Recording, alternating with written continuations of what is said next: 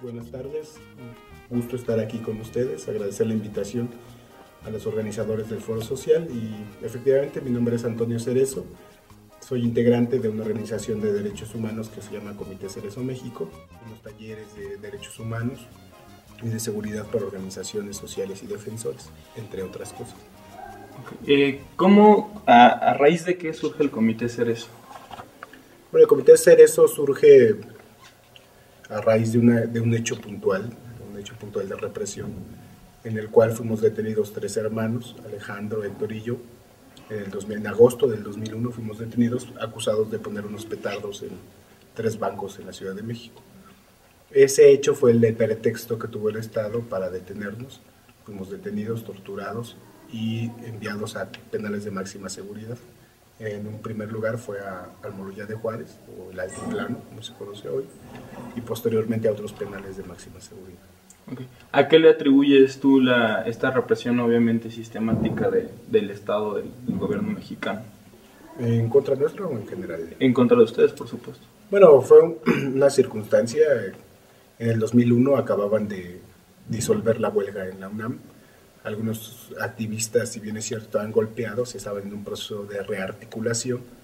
Y nosotros, como estudiábamos en la UNAM y además teníamos un perfil de gente que hacía trabajo en comunidades indígenas, que tenía una participación social activa, pues eso fue un perfil que el Estado consideró adecuado para golpear no solamente a nosotros como familia, sino para desarticular a través del miedo a varios activistas de la universidad. Entonces podríamos hablar obviamente el Comité Cerezo también es una secuela también, digamos, de todos estos, de toda la participación política que ustedes como hermanos tuvieron, ¿no? También. Sí, del ambiente político que existía en el momento y de nuestra participación más que nada en cuestiones sociales, ¿no? Porque digo, la cuestión de la alfabetización y eso, que pueda ser político, era más una cuestión social, ¿no? Antes de que existiera el Comité Cerezo y antes de que ustedes estuvieran participando en la huelga de la universidad, ¿qué otras actividades desempeñaban ustedes, digamos, en conjunto como hermanos? Bueno, cada quien tenía su vida, ¿no? Y realmente no había un proyecto común como hermanos de algo. La participación en la huelga pues fue mínima. Yo no participé, Héctor participó muy poco y Alejandro también. Más bien hicimos trabajo en comunidades indígenas desde el 92, alfabetizando, llevando letrinas, primeros auxilios, hortalizas verticales. Esa labor más de tratar de aprender de las comunidades, pero también de tratar de enseñar algo. Eso era nuestra actividad y bueno, ese fue el contexto. Entonces, antes del Comité Cerezo, ustedes no se enfocaban a los derechos humanos, sino al trabajo comunitario. Efectivamente, antes del Comité Cerezo, pues nos enfocamos a eso y a estudiar, ¿no? A trabajar y a estudiar.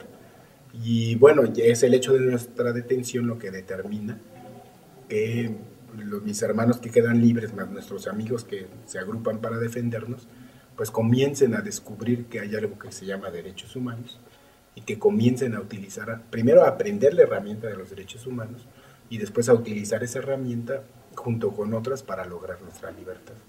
Ok. ¿Cuál es obviamente tu opinión personal, cuál es la situación actual que vive el país?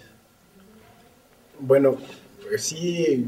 En general, obviamente. En general, sí, efectivamente, el país, cuando salimos de la cárcel hace 1 año y 8 meses, se notaba un retroceso muy grande en materia de derechos humanos en el país. Es decir, si tú comparas el país del 2000 a esta fecha, el número de violaciones a los derechos humanos ha crecido.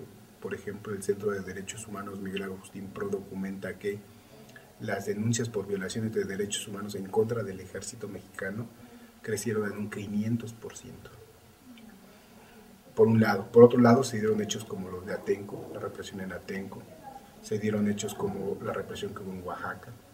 Se dieron hechos de la represión en Morelos contra el magisterio y el movimiento popular. Y se dio esa represión bajo otras modalidades represivas.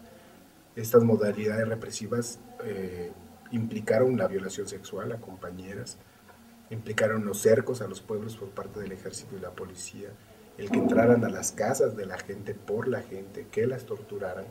O sea, fue una represión que se amplió, ¿no? Hace mucho tiempo no veíamos la represión masiva en México, y a partir del 2006 se inaugura nuevamente ese periodo de represión masiva, que ya tenía un antecedente en el 96 y en el 94 con el caso de Chiapas, en el 96 de Guerrero y de Oaxaca también. El estatus que ocasionó la represión del Estado sistematizada sobre ustedes, sobre lo que ahora son el Comité Cerezo, ¿cambió? De la represión sistemática hacia ustedes, estas personas, estos individuos, ¿ha cambiado? Bueno, no, el Comité Cerezo lamentablemente seguimos teniendo vigilancia, hostigamiento, y bueno, últimamente no hemos recibido amenazas. Pero no ha sido, aunque ha sido no continuo en el sentido de que cada mes, sí ha sido continuo desde que nos conformamos. La primera amenaza de muerte que recibimos fue en diciembre del 2001 por teléfono, precisamente porque denunciamos que nos habían torturado, porque denunciamos que nuestra aprehensión había sido ilegal, no había orden de aprehensión, no había orden de cateo, y porque denunciamos las condiciones carcelarias en las cuales nos tenían sujetos.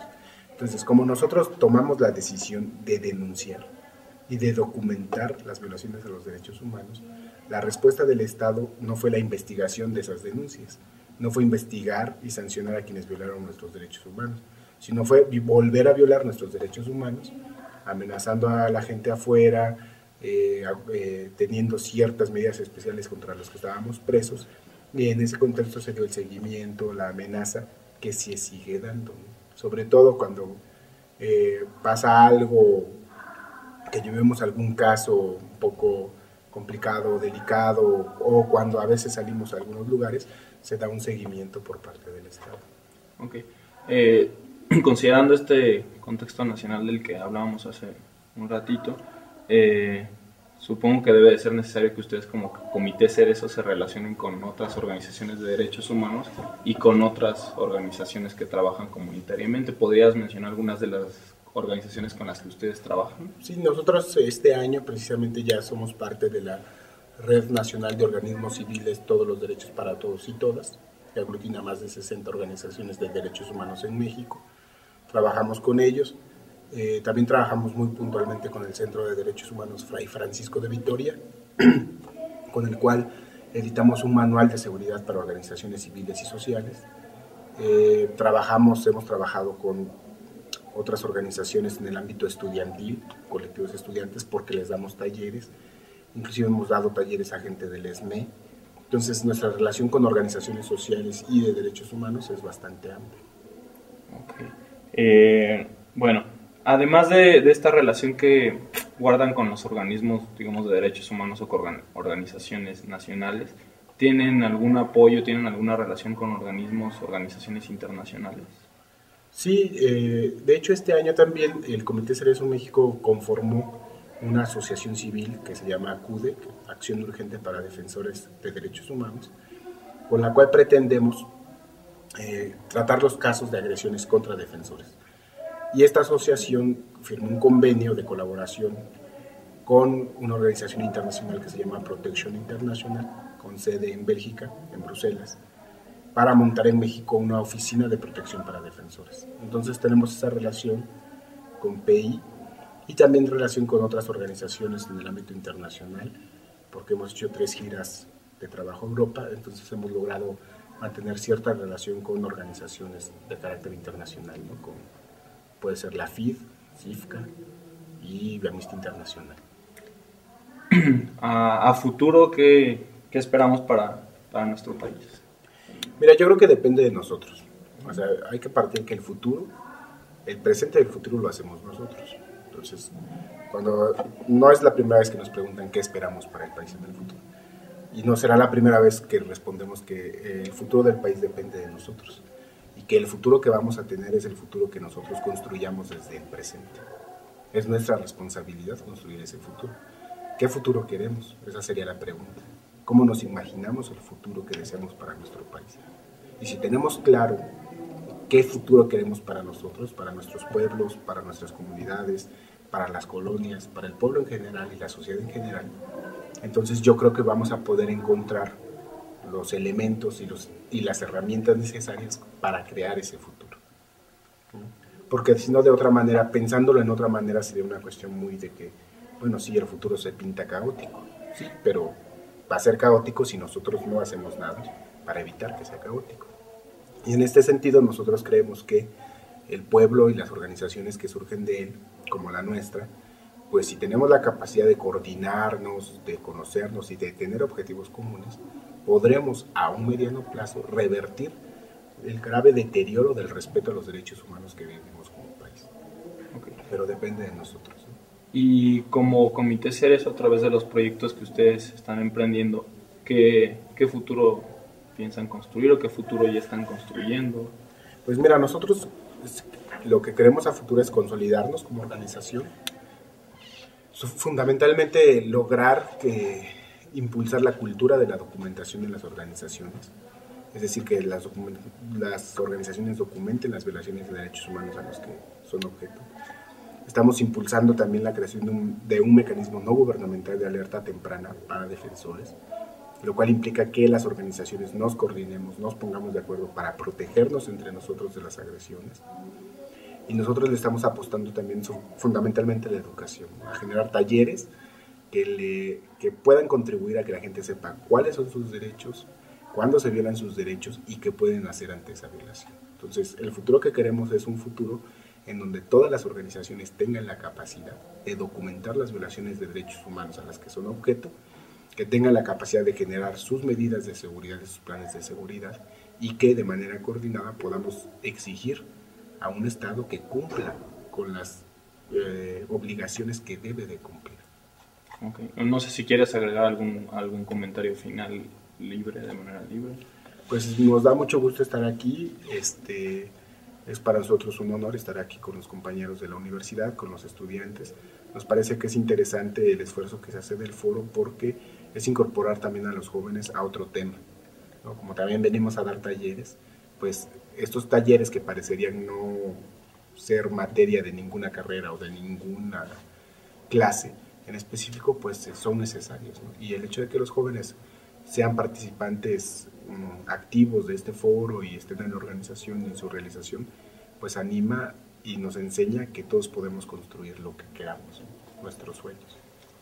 ¿Cómo se le puede contactar o cómo se puede visualizar el trabajo de los hermanos Cerezo a través de una página de internet? Sí, de hecho nosotros tenemos 3 páginas de internet, que son diferentes campos de trabajo. La fundamental o la principal la página es www.comitecerezo.org.